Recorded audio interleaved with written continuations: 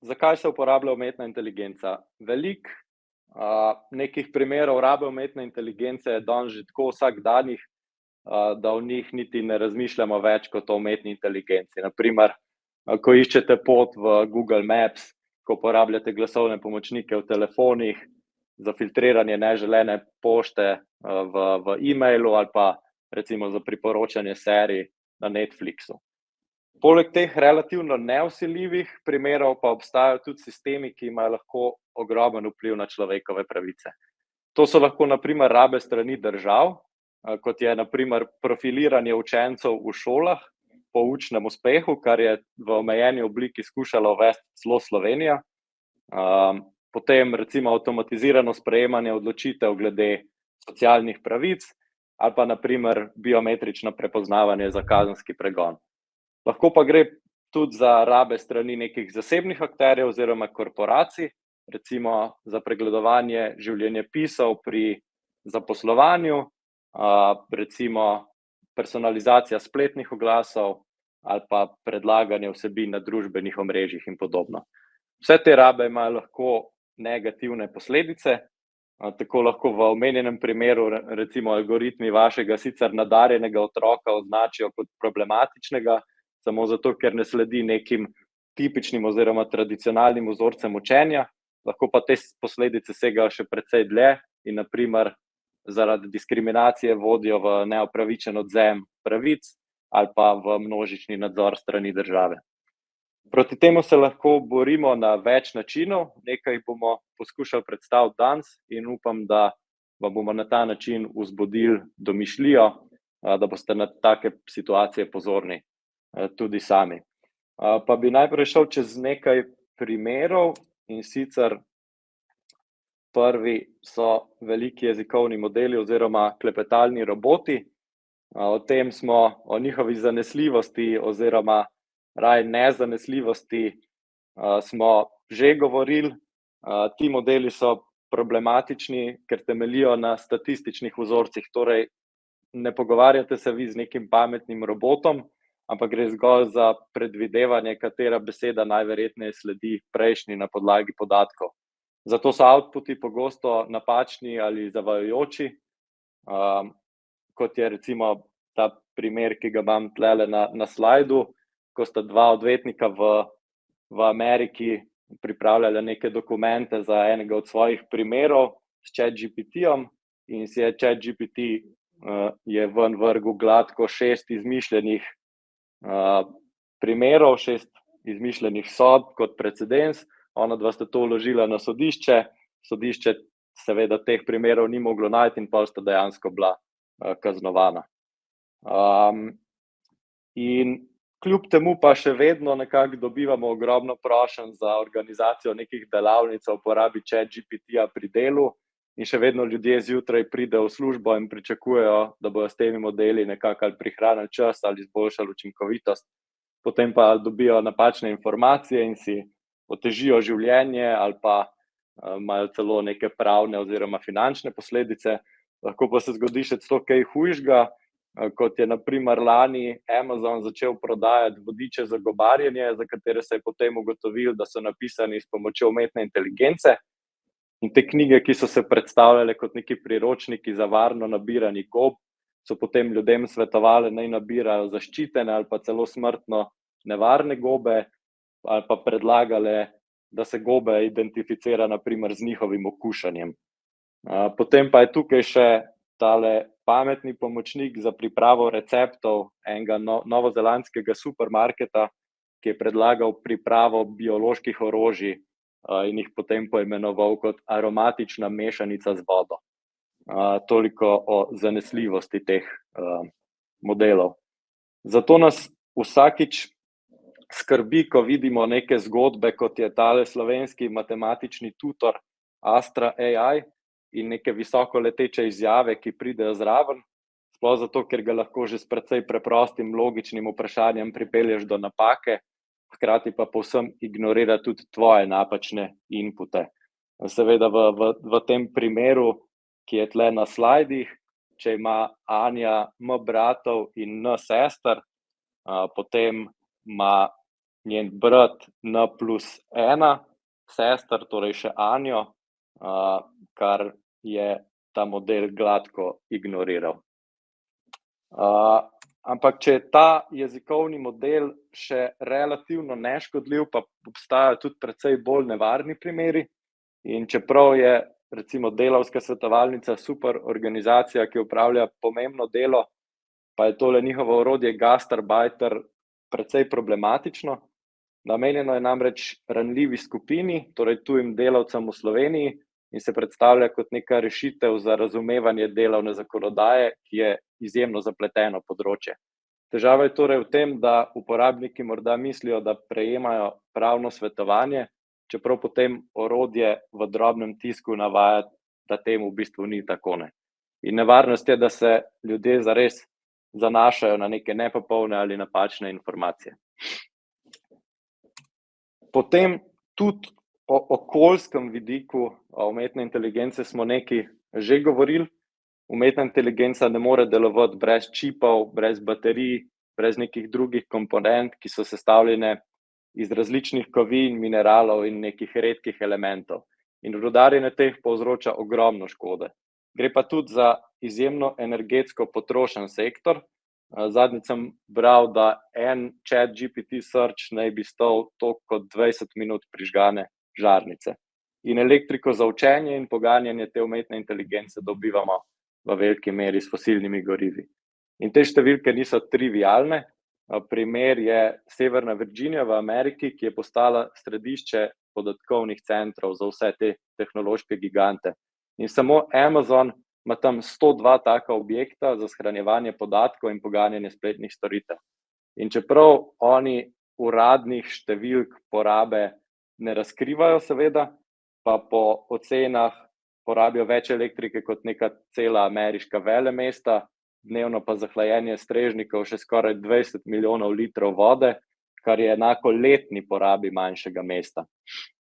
Skupaj naj bi podatkovni centri po vsem svetu porabili že zdaj toliko elektrike kot Italija. Z eksponentno rastjo sektorja pa v bistvu najhujše šele prihaja, ne. Gradijo se nove elektrarne. Ne vem, a ste zasledili, da Google zdaj načrtuje gradnjo kar 7 jedrskih elektrarn za poganjanje svoje umetne inteligence. Potem, kot rečeno, poteka ekstrakcija virov, cena energije raste za lokalno prebivalstvo, tam, kjer so te podatkovni centri, hkrati pa jim zmanjkuje vode. Kaj lahko naredimo, da bo škoda manjša? Predvsem zahtevamo transparentne študije vplivov na okolja, ki vključujejo dejanske podatke o porabi virov in njihovem izvoru. Treba je zmanjšati porabo, prehajati na obnovljive vire energije in ne skrivati razogljičenja za emisijskimi kuponi, kar večinoma delajo te korporacije, ko se potem hvalijo, da so ogljično nevtralne. Predvsem pa se je treba zavedati, da umetne inteligence res ne potrebujemo na čisto vsakem področju in na čisto vsakem koraku naših življenj. Pogosto res sploh ne prinaša koristi ali pa prinaša celo škodo in slepo zanašanje na umetno inteligenco kot samo napredek lahko vodi v resne družbene in okoljske posledice. Regulacija je torej nujna. In ko govorimo o regulaciji umetne inteligence, pogosto največkrat omenjamo predvsem akt o umetni inteligenci, ki ga je sprejela Evropska unija in je stopil v veljavo 1. avgusta letos. Nekateri ukrepi se bodo zdaj kmalu začeli izvajati, po 2 letih pa bo akt potem v celoti v veljavi. Ampak treba je razumeti, da že nekatera obstoječa zakonodaja pred aktom posega na področje umetne inteligence, čeprav ni bila eksplicitno ustvarjena za te tehnologije. Torej imamo akt o digitalnih storitvah, oziroma DSA. Ta ščiti uporabnike spletnih platform in družbenih omrežij. S tem posega tudi na področje umetne inteligence in sicer predvsem na sisteme za priporočanje ali moderiranje vsebin. DSA od platform zahteva večjo transparentnost. Tako vam morajo na primer Facebook, TikTok ali pa Google pojasniti, katere parametre uporabljajo njihovi algoritmi za priporočanje vsebin, vam dati možnost, da izklopite algoritmično priporočanje, torej da se prikazujejo samo vsebine tistih strani oziroma ljudi, ki jim dejansko sledite. ali pa vam ponuditi naprimer dodatne informacije o tem, zakaj dobivate različne oglase, torej o ciljanem oglaševanju. Potem je GDPR oziroma Splošna uredba o varstvu podatkov. Ta je ključni zakon Evropske unije za zaščito osebnih podatkov, ki zagotavlja tudi nekatere pravice do zasebnosti pri uporabi umetne inteligence. Tako je naprimer pravica do pozabe, kjer v bistvu lahko zahtevamo izbris osebnih podatkov iz umetno-inteligenčnih sistemov. Hkrati pa morajo korporacije na nek način razkriti, kako umetna inteligenca obdeluje naše podatke in kakšen vpliv ima to na nas. Ne vem, če se spomnite, na prvem predavanju smo omenili švedsko korporacijo Klarna, ki je bila prav na podlagi GDPR-a kaznovana, ker so pri ugotavljanju kreditne sposobnosti ljudi uporabljali neko profiliranje in neko avtomatizirano sprejemanje odločitev na podlagi nekih podatkov, brez da bi o tem podali ustrezna pojasnila. In torej ta kazen ni prišla zaradi akta o umetni inteligenci, ampak dejansko zaradi GDPR-a. Tudi o generativni umetni inteligenci smo že govorili, torej o modelih za ustvarjanje slik, glasbe ali besedil. Kot jo je prejšnji teden omenila Maja, ti modeli temeljijo na ogromni količini podatkov, tudi vaših podatkov, torej na vašem delu, na delu novinarjev, na delu pisateljev, na delu umetnikov in drugih ljudi. In eden večjih izzivov na tem področju je seveda vprašanje avtorskih pravic, ker se ta ekstrakcija podatkov pogosto dogaja brez dovoljenja ali plačila teh avtorjev, in za mnoge je v bistvu lahko avtorsko pravo tisto orodje, s katerim se potem borijo proti reprodukciji intelektualne lastnine brez finančnega nadomestila. Če vas to področje zanima, mislim, da dejansko je v teku kar ene par odmevnih tožb, kjer neki precej znani ljudje tožijo Meto in OpenAI, ki je ponudnik ChatGPT-ja za v bistvu krajo intelektualne lastnine. Potem pa seveda še akt o umetni inteligenci. Gre za prvi poskus celovitega zakonodajnega okvira za regulacijo tega področja. Namenjen je zaščiti temeljnih pravic in zmanjševanju tveganj, ki jih prinaša umetna inteligenca. In akt v bistvu klasificira umetno-inteligenčne sisteme glede na tveganje. Torej tisti z visokim tveganjem,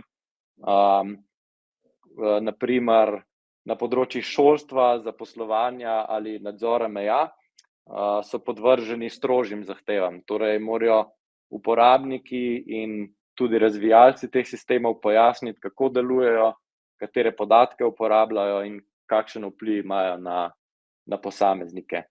Ampak žal akt pri tem razvrščanju ne gre dovolj daleč, tako da številni sistemi padejo izven te množice najbolj reguliranih. Akt ima torej številne pomanjkljivosti, ki lahko vodijo v kršitve človekovih pravic. Med drugim obstaja veliko izjem na področjih kazenskega pregona in tako imenovane nacionalne varnosti, kjer so dovoljene celo tehnologije za biometrično prepoznavanje obrazov in čustev. In to pomeni, da javnost ne bo imela dostopa do pomembnih informacij o uporabi teh sistemov, kar otežuje preprečevanje zlorabne.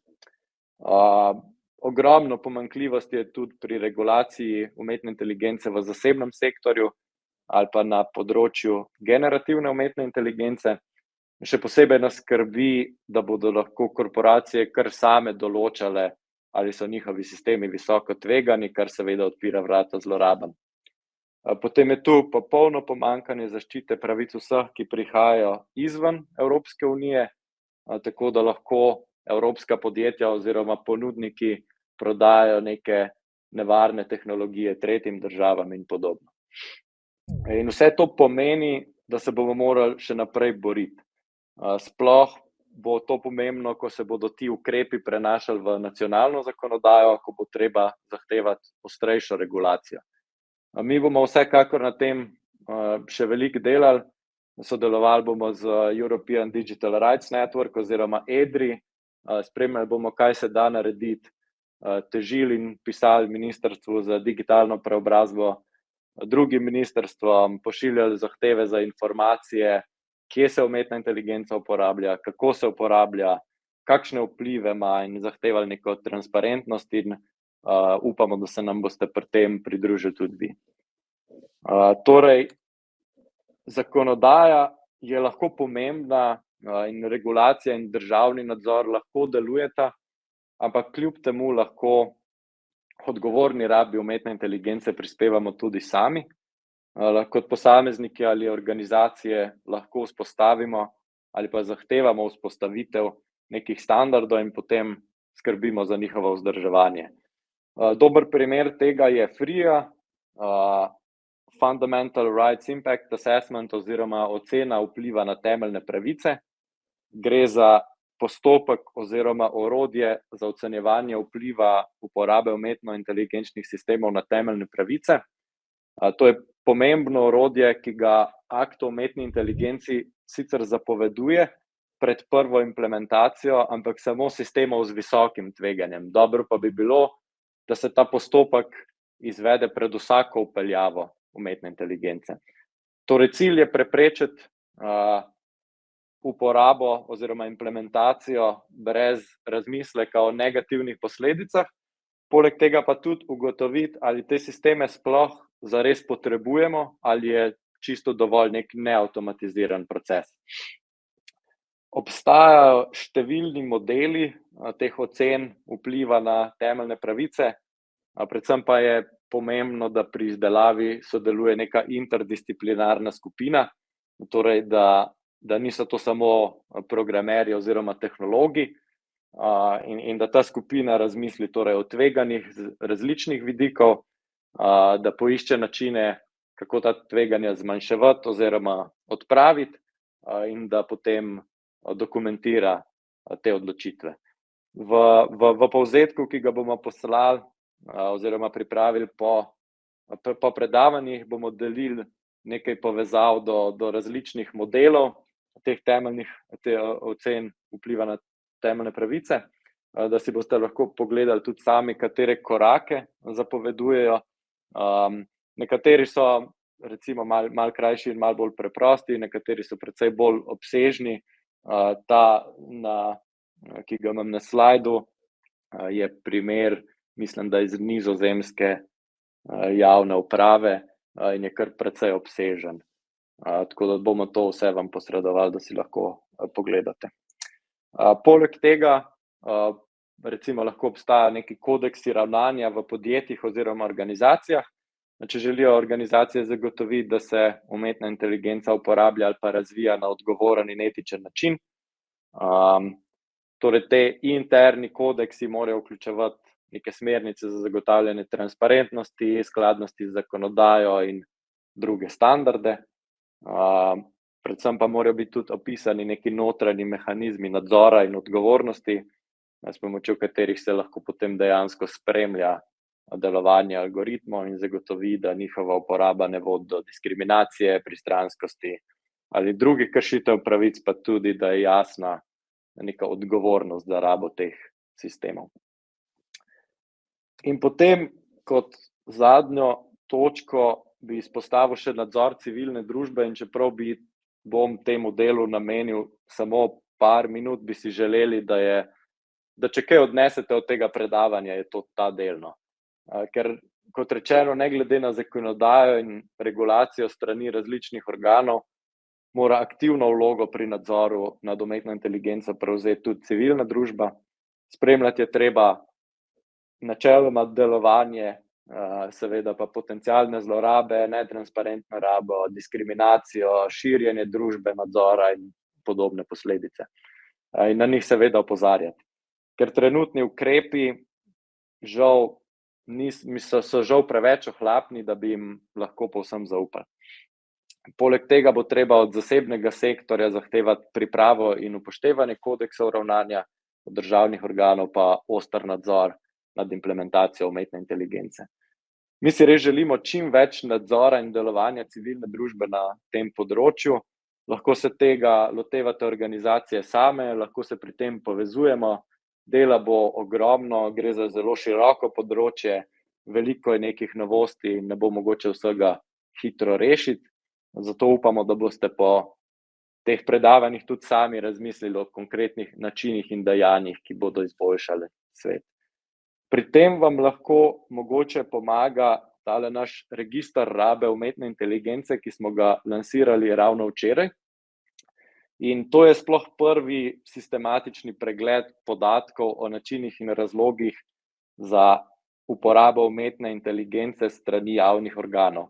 Trenutno je še zelo v povojih, ker smo podatke nabirali sami iz javnih virov in s kontaktiranjem ministrstev, pa kot si verjetno lahko tudi sami predstavljate, nismo dobili glih popolnih povratnih informacij. Bomo pa to vsekakor v prihodnje še dopolnjevali, veliko delali na tem in upamo, da nam boste tudi pri tem pomagali. Torej, če poznate kakršenkoli umetno-inteligenčni sistem, ki se uporablja v javnem sektorju, nam to prosim sporočite. Do tega registra lahko dostopate verjetno tako, da napišete register rabe UI v Google. Mislim pa, da je naslov register ui.danesjenovdan.si, ampak tudi to bomo posredovali. Je res, prav imaš, pa tudi dala sem link v chat. Super, evo. To. Ja, za konec pa bi še enkrat izpostavil, da kljub vsemu povedanemu je treba umetno inteligenco uvajati in uporabljati odgovorno. To pomeni skrben premislek, ali so ti sistemi sploh zares potrebni in ali prinašajo koristi. Če se že vpeljuje umetno inteligenco, mora biti njena raba neinvazivna in mora spoštovati človekove pravice vseh ljudi. Umetna inteligenca ne bo rešila družbenih problemov, čeprav vam probajo to še toliko prodati, v nekaterih primerih lahko predvsem ustvari nove. Torej samo zato, ker lahko nekaj avtomatiziramo, še ne pomeni, da to tudi moramo narediti. Zdaj pa bi rad predal besedo Domnu iz Zavoda Državljan D, ki bo torej predstavil en tak primer nadzora civilne družbe nad nekim zaznanim problemom in upamo, da vas bo to navdihnilo pri podobnem. Živjo vsem skupaj, kakšen dramatičen glas. Tole je en opis projekta, ki sam po sebi nima direktne povezave z umetno inteligenco, ima pa povezavo s tem, ker smo do zdaj govorili o javnem oziroma NGO-jevskem oziroma civilnem nadzoru izvajanja zakonodaje. Torej mi v Zavodu Državljan D se primarno ukvarjamo s človekovimi pravicami v informacijski družbi, ampak v praksi to pomeni, da beremo regulacijo oziroma beremo zakonodajo in potem preverjamo, kaj se z njo dogaja v praksi.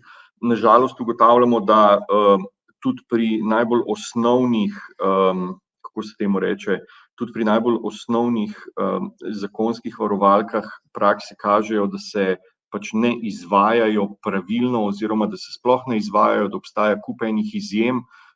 Izredno smo kritični do pravkar sprejetega akta o umetni inteligenci, ki že v bistvu v štartu dela zelo velike luknje v regulacijo oziroma v to, kaj se lahko sploh regulira in kaj ne. Projekt panoptikum.si, najdete ga na panoptikum.si, se ukvarja z enim enostavnim vprašanjem, in to je vprašanje, kako slovenske občine uporabljajo nadzorne kamere oziroma kje vse najdemo nadzorne kamere, ki jih uporabljajo občine. Tole je en zemljevid, ki mislim, da smo ga do zdaj še malo dopolnili, se pravi popisanih imamo nekih 100, recimo, da smo na slabi polovici vseh občin in rezultati so, ne bom rekel dramatični, ampak zelo problematični v tem smislu, da se kamere uporabljajo skoraj povsod, da pa hkrati v bistvu za to uporabo ni da ta uporaba nima nekih pozitivnih rezultatov oziroma nima nekih rezultatov, ki bi jih predpostavljali, ko bi slišali, da občine uporabljajo nadzorne kamere. Potem je del projekta ta problematizacija učinkovitosti, se pravi, poleg tega, da mapiramo, kje vse imajo slovenske občine kamere, se ukvarjamo tudi s tem, kako učinkovite oziroma če so sploh učinkovite pri svojem delu, se pravi pri preventivi oziroma kurativi kriminalnih dejanj in pri recimo temu pomoči izvajalcem urbanističnega planiranja. In končno skušamo v bistvu s tem projektom vplivati na odločevalske procese, da bi se odločevalci, ki imajo na koncu v roki škarje, platno, kable in ostale elemente tvorjenja zakonodaje, da bi se oni v bistvu odločali na podlagi dejanskih podatkov oziroma dejanskega stanja, ne pa na podlagi nekih superletečih obljub o tem, kako bo video nadzor rešil vse oziroma kako se bodo s tem odpravili vsi problemi, ki jih imamo v moderni družbi, kar se tiče kriminala, vandalizma in vsega ostalega. Zdaj, glavne ugotovitve, to sem že rekel, se pravi, kamere uporabljajo v do zdaj popisanih občinah skoraj vsi. Večinoma so nizkocenovne in starejšega letnika izdelave, se pravi, tukaj mogoče ni glih na udaru umetna inteligenca, ker je občine ne uporabljajo, gre v bistvu za neke kamere kitajskega izvora, ki stanejo v povprečju nekih 200-300 evrov. Občine z njimi zmeraj nadzirajo javne površine, gre za parkirišča, igrišča, parkirne hiše,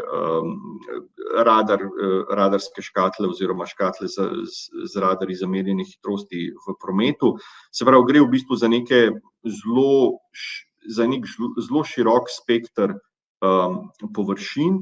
Hkrati se pa tukaj poleg odsotnosti kakršnihkoli statistik učinkovitosti pojavlja tudi vpliv na posameznikovo zasebnost, zato ker ko ti hodiš po mestu oziroma hodiš po svoji občini in se sprehajaš po teh javnih mestih, te kamere ujamejo, te posnamejo in potem ne bi bil dramatičen, ampak tako noben čisto dobro ne ve, kaj se s temi podatki dogaja oziroma kje te podatki so, koliko časa jih dejansko občine držijo in kako skrbijo za njihovo uničenje.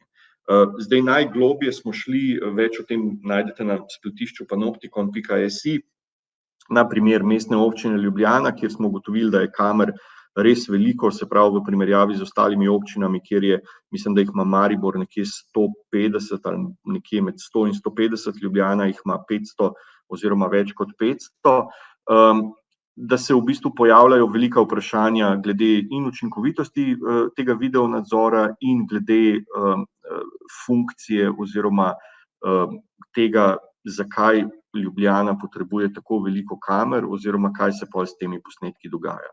Ugotovili smo recimo, da javno podjetje Ljubljanska parkirišča in tržnice, ki video nadzor dejansko izvaja, pač nima ustrezno urejenih kapacitet za hranjenje teh posnetkov, zaradi tega, ker verjeli ali ne, pač nimajo dovolj diska, da bi shranjevali oziroma da bi te posnetke hranili toliko dolgo, kakor pravijo, da jih hranijo.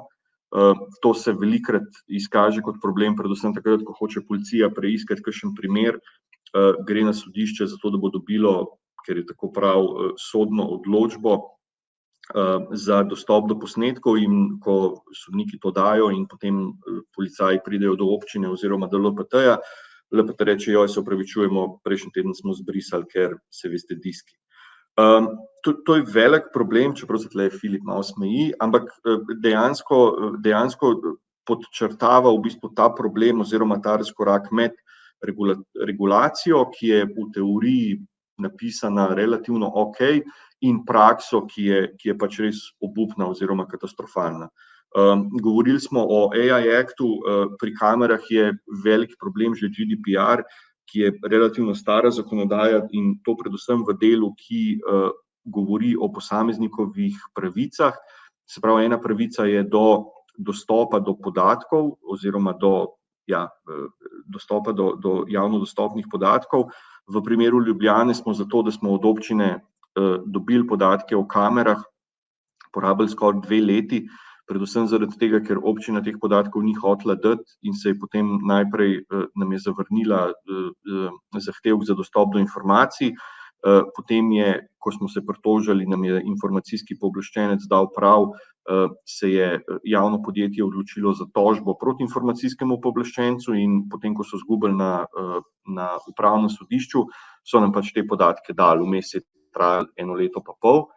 Zdaj imamo še en zanimiv primer, skoraj že pred sodiščem, in to je pač dostop do lastnih podatkov, se pravi vi kot državljanka, državljan, lahko od javnih upravljavcev videokamer zahtevate lastne posnetke oziroma vsakič, ko se vozite po Ljubljani, greste lahko domov, se usedete za računalnik in pošljete zahtevek na LPT, dajte mi pač dostop oziroma dajte mi vse posnetke, na katerih se nahaja moje vozilo.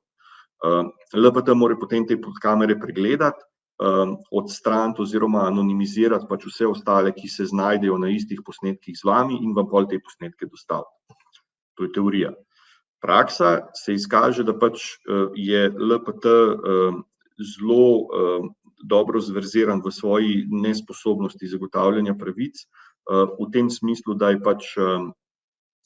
nam je pač ta zahtevek, se pravi dostop do podatkov našega vozila, ki se vozi po mestu, z mano noter, da ne bo mislil kdo, da je samovzeče, je rekel, da pač tega ne morejo narediti, zato ker anonimizacija pač stane preveč in da so basically naše pravice predrage za to, da bi jih oni izvajali. Spet smo se pritožili na informacijskega pooblaščenca, informacijski pooblaščenec nam je dal prav in zdaj se pač dogaja neko zavarovanje dokazov in sumo, da bo pač spet prišlo do tožbe, tokrat bo IP tožil javno podjetje in na koncu bomo ta posnetek dobili. Ugibamo, da spet leto pa pol po vloženem zahtevku. In pa končno, se pravi, velikokrat se pri kamerah citira oziroma se kot praksa ali pa se kot razlog za uvedbo navaja pač pregon kriminala. Na panoptikom.js imate bolj podrobne članke v tem smislu oziroma na to temo, tle mogoče samo spoiler alert, da se kamere oziroma da je uporabnost kamer pri pregonu kriminala izredno nedokumentirana. Se pravi, policaji praviloma vedno zasežejo oziroma skušajo pridobiti dostop do posnetkov, ko se zgodi recimo neko kriminalno dejanje, prometna nesreča in tako naprej, ampak potem nihče, ne mesto, ne policija ne vodi nobene statistike, kako uporabni so ti posnetki pri dejanskemu preiskovanju kriminala. Imamo pa par primerov, se pravi, ki so bili medijsko raziskani, kjer se izkaže, da so kamere izredno neučinkovite oziroma da pač niso koristne. Zakaj? Malo zaradi tega razloga, ki ga vidite na sredini, se pravi, da so nizkocenovne, da so posnetki izredno slabi oziroma da gre v bistvu tukaj za neke posnetke, ki nimajo neke dejanske informacijske vrednosti, malo zaradi prej omenjenega problema z diskovjem, malo pa predvsem oziroma tudi zaradi tega, ker je pač cel sistem upravljan zelo slabo in kamere delajo, pa ne delajo, pa so obrnjene v napačno stran in tako naprej. Zdaj, kaj so, kot že rečeno, glavni problemi? Prvo je, da se občine načeloma tako relativno dobro sodelujejo z nami, čeprav se velikokrat znajdemo v situaciji, ko nam občine teh podatkov o svojih občinskih nadzornih kamerah nočejo dati. Primer Ljubljane oziroma primer nekih drugih manjših občin, ki jih potem vedno znova rešujemo prek informacijskega pooblaščenca. Potem so tukaj nedokumentirani odločevalski procesi v smislu, da ne vemo čisto dobro, kako mesta, konkretno Ljubljana, kako se mesta odločajo za videonadzor. Zakaj imamo recimo na ljubljanski tržnici, ki je eno od najbolj pokritih območij mesta Ljubljane z nadzornimi kamerami, nekje 40 nadzornih kamer, ki pač snemajo sicer takrat, ko je tržnica zaprta, se pravi ponoči oziroma v času zaprtja tržnice, ampak da ni čisto jasno, zakaj jih je občina tja namestila, kako meri to uspešnost pač tega velikega klastra kamer in kdaj se občina po tej meritvi, ki jih pač ne izvaja, odloči, da kamere niso več potrebne, zato ker smo recimo da rešili problem. In hkrati, da se pri javni razpravi v bistvu vedno znova srečujemo s problemom tega pomanjkljivega uokvirjanja, ne, se pravi, da se pogovarjamo večinoma na relaciji zasebnost versus varnost, ki je v bistvu malo taka, da rečem, zlagana debata, zato ker je zasebnost pač nek konkreten termin, medtem ko pri varnosti ne gre za dejansko varnost, ampak gre za občutek varnosti, ne. Ker konkretno recimo v Ljubljani z več kot 500 kamerami imaš oziroma bi mogel imeti višjo stopnjo varnosti kot recimo na nekih mestih, kjer kamer ni, ampak se v bistvu, kot že rečeno, iz prejšnjih argumentov te predstavitve vedno znova izkaže, da ne, pač ta varnost gre samo za občutek, ne, potem pa zmanjka diskovja, kamere niso obrnjene v pravo smer in tako naprej. To so recimo glavni problemi, ki nekako podstatirajo oziroma na katerih je pač zgrajen cel ta stolp iz kart, kar se tiče videonadzora oziroma uporabe kamer za videonadzor javnega prostora. Zdaj problem oziroma kaj bi bile pa rešitve oziroma kako bi se mogli tega problema lotiti, predvsem bi mogli začeti, pa to je res samo prvi korak, z pač transparentnostjo oziroma z dostopom do dejanskih podatkov o učinkovitosti in o lokacijah kamer. Potem bi se mogli ti podatki uporabljati v odločevalskih procesih, kjer bi mogli odločevalci dejansko presoditi, a so te zadeve dejansko uporabne, ali zdaj samo mečemo denar za infrastrukturno, za kable pa za kamere oziroma za očitno vsem premalo diskovja. Efekta ni pa nobenega, razen tega, da smo pač vsi meščanke in meščani vsaj enkrat posneti z neko kamero. In pa končno, ne, da bi se mogli vprašati, a se da te probleme, ki naj bi jih kamere reševale, se pravi problem kriminala, problem urbanističnega nadziranja, reševati na kakšen bolj praktičen ali pa na kakšen bolj uporaben način, ki ne vključuje toliko strojne programske opreme oziroma ki ne vključuje tega neučinkovitega panoptikona. Do tukaj še nismo prišli, problem je pri odločevalcih vedno večji, predvsem zaradi tega, ker se fokusirajo na ta nek tehnodeterminističen del razprave in se v bistvu ne sprašujejo, kaj je v ozadju oziroma kako bi mogli o teh zadevah dejansko razmišljati, da bi prišli do nekih konkretnih odgovorov. Kot civilna družba oziroma kot NGO se lahko trudimo do določene mere, ampak problem, sploh ko prideš enkrat na evropsko, ampak tudi na lokalno raven, je tukaj ne samo v neizobraženih odločevalcih, ampak v bistvu tudi v nekih lobističnih skupinah, pritiskih strani organov pregona, ki imajo lažji oziroma ki imajo bolj, kako se temu reče, lepo po slovensko, bolj dramatičen nastop oziroma lahko na odločevalce vplivajo v večji meri. In je ta zadeva velikokrat, ne bom rekel obsojena na propad, ampak energijsko zelo potratna z zelo majhnimi rezultati. Zdaj, kaj bi bilo fino narediti oziroma kako bi se mogla ta zadeva spremeniti? Več bi morali biti, po mojem mnenju, sodelovanja med mediji in med nevladniki, pa na koncu koncev tudi mogli bi pač voliti oziroma mogli bi imeti v parlamentu kot politične predstavnike politike, ki bi dejansko opravljali svoje delo oziroma bi bili tam, da zastopajo pač interese neke širše družbe, ne pa nekih ozkih interesnih skupin družbe nadzora.